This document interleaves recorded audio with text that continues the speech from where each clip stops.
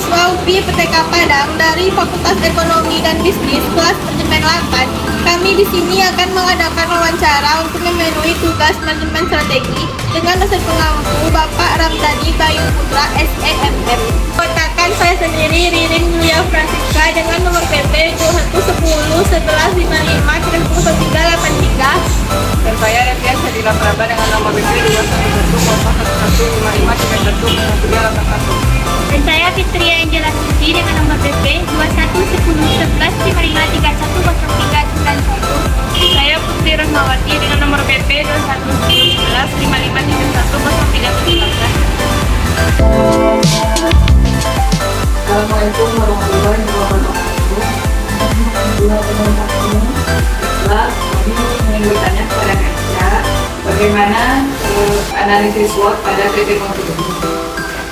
Baiklah, saya akan masuk ke yang pertama. Bisa dapat jelaskan bagaimana strength atau kekuatan dari PT Multi ini? PT Multi ini kan bergerak di bidang keagenan ICT, kerjasama sama perbankan. Itu biasanya ada arahan lokasi di mana bagian dari PT Multi Indonesia ini ditempatkan di Kabupaten Padang. Kalau untuk lokasi gudang kurang strategis, cuman kalau untuk lokasi penempatannya sudah strategis. Untuk wilayah kabupaten itu sendiri kan luas, jangkauannya luas. Kalau untuk penempatan, kami kan ada namanya pangkalan. Pangkalan itu penempatannya udah ada disetujui sama Pertamina. Dan itu lokasi, tiap lokasi itu strategis untuk penyaluran gas itu sendiri dan mudah dijangkau sama masyarakat yang menengah ke bawah. Karena ini kan termasuk gas subsidi ya, harga yang murah juga. Dan gas ini subsidi dari pemerintah. Terus untuk harga kan udah aku sebutkan dari itu subsidi murah dan membantu masyarakat sekitar yang buat usaha UMKM, terutama yang kami prioritaskan dan rumah tangga. Kalau rumah tangga itu biasanya kami ada catatan buat pembeliannya itu biasanya satu keluarga itu seminggunya beli satu tabung pembelian.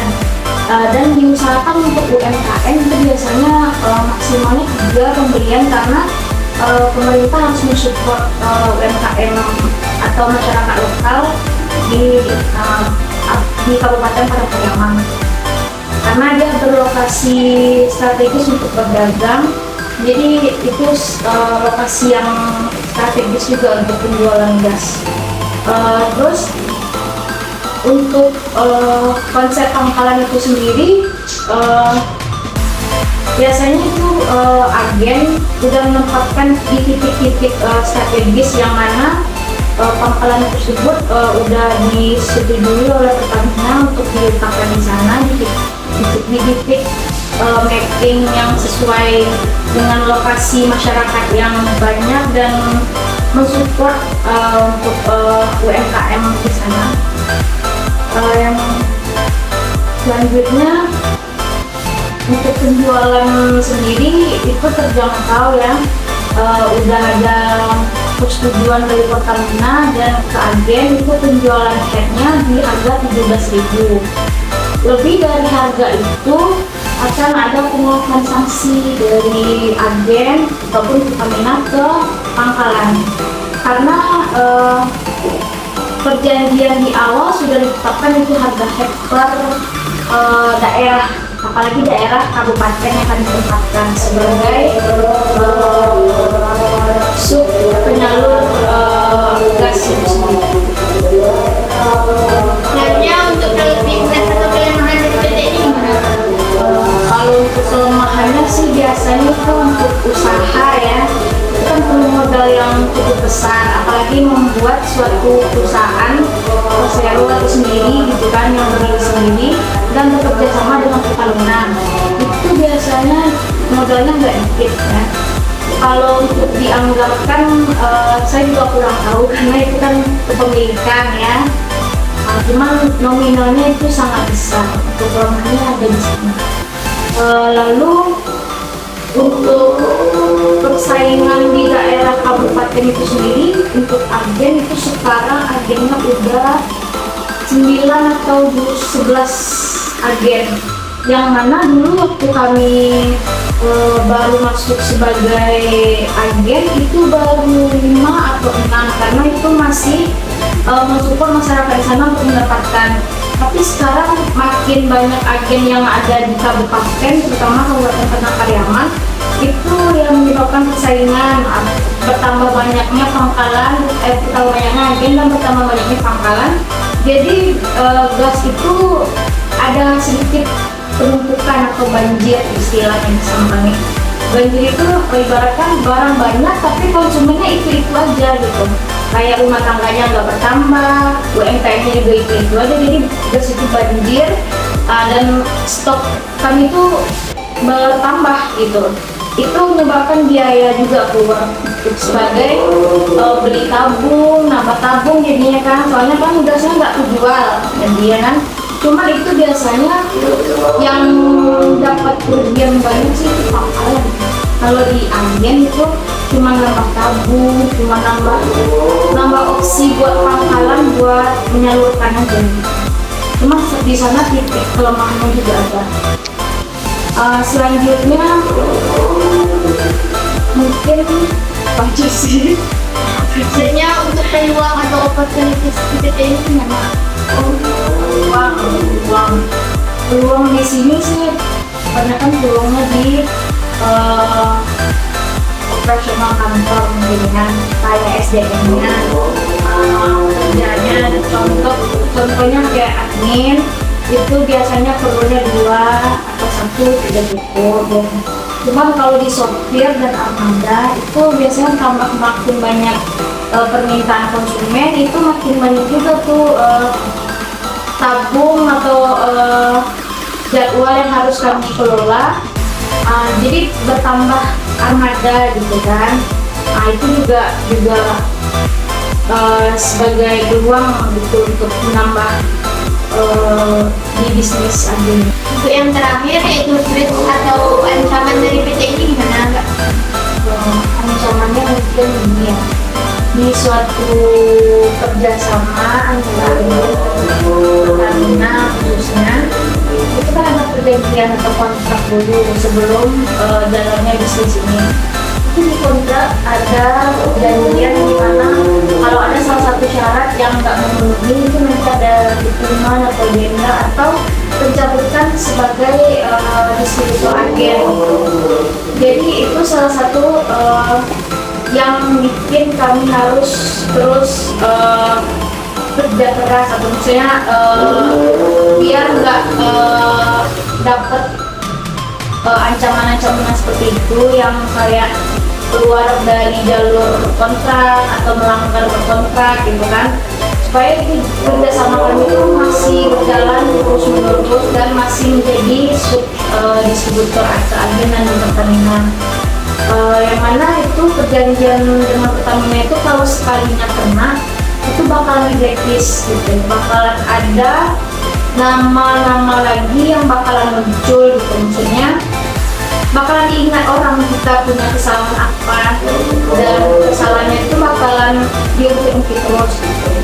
Nah selanjutnya ancaman di sini juga persaingan antar agen itu makin banyak, apalagi yang satu daerah atau di luar daerah lain. Kalau kakak sebutin ancamannya di daerahnya ya, kayak tadi persaingan agen dan agen gitu. Agennya awalnya dikit di daerah tersebut, makin lama makin banyak yang mau menjadi distributor atau agenan karena berpeluang misalnya untuk buka usaha gitu kan. Karena daerah kabupaten itu kan lumayan luas dibandingkan gitu kan di Padang atau di Pariaman. Jadi peluang untuk bikin keagenan di sana tuh juga meningkat, juga berpeluang juga gitu. Jadi ancaman di sini persaingan antar distributor agenan. Ya mungkin itu yang mendapat kami tanya tentang bagaimana analisis SWOT tentang PT Multi ini. Kalau ada kata-kata mohon maaf. Assalamualaikum warahmatullahi wabarakatuh. pertanyaan yang saya ajukan ke Ica, bagaimanakah struktur organisasi dari PT Blaster ini? Struktur organisasinya ada beberapa ya. Yang pertama direktur utama, direktur, terus komisaris utama, komisaris, admin, terus sekolah, terus Ica, selanjutnya Kak Ica bisa kan menjelaskan visi misi dari PT Blaster ini? kalau untuk isinya lebih ke sebagai agen itu lebih ke menyalurkan jasa sekarang kepada masyarakat miskin secara tepat sasaran dan tidak menjual ke masyarakat yang mampu kan misinya untuk mempermudah masyarakat untuk mendapatkan gas itu sendiri. Nah, saya akan bertanya, berapa perkiraan jumlah permintaan dalam 1 bulan terhadap produk gas LPG? Kalau itu tergantung dalam itu ya, agen, di bawah agen itu ada namanya pangkalan. Jadi pangkalan itu sendiri yang menyalurkan ke masyarakat. Dalam sebulan itu macam-macam, ada yang sebulannya 550, ada yang sampai 1000, itu tergantung daerah yang mana daerah itu sendiri bisa pokoknya banyak masyarakat yang kurang mampu, yang dirasa kurang mampu, jadi di sana lah lebih banyak kuota buat gas itu disalurkan. Dan daerah mana saja menjadi sasaran dalam penyaluran distribusi gas LPG?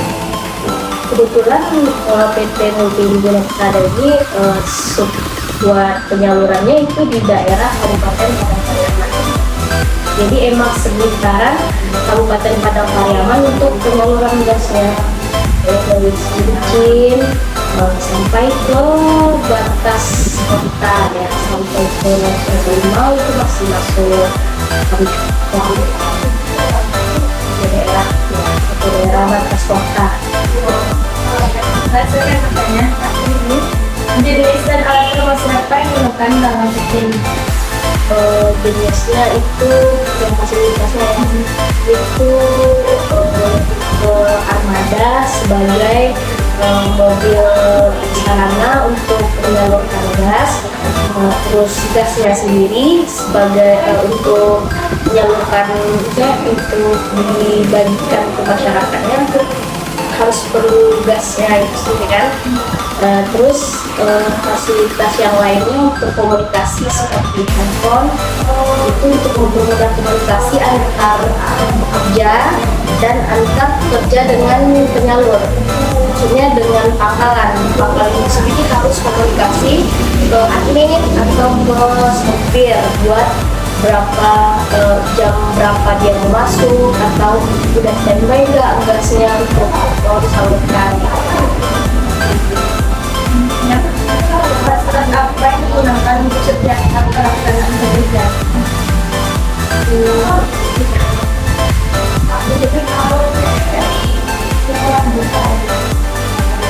Berapa jam waktu kerja dalam satu hari? Jam berapa jam? Itu dari jam 8 sampai jam 5 sore. Tapi itu nggak selalu jam segitu. Jadi bisa ngaret gitu kan. Kerjaan kan kadang nggak tepat waktu. Jadi bisa ngaret sampai malam, sampai ya kiraan jam 8 lah. Itu untuk sopir ya. Kalau buat admin itu sampai jam 5 sore. Bagaimana proses seleksi karyawan bisa masuk? Kalau buat seleksi ya nggak muluk-muluk. Kalau untuk seleksi harus bisa bekerja dalam tim, harus bisa berkenan, terus bisa dengerin arahan gitu kan, terus dia sangat Selanjutnya, bagaimana spesifikasi seperti orang-orang yang dibutuhkan untuk menjalankan masing-masing tugas. Spesifikasinya ya itu contohnya admin harus ada admin, harus ada, kebetulan saya sebagai admin, terus harus ada format. Kebetulan di bagian ini formatnya udah nggak ada, jadi itu sementara saya handle sebagai format dan admin. Terus ada 2 sopir yang menunjang buat pelantaran gas.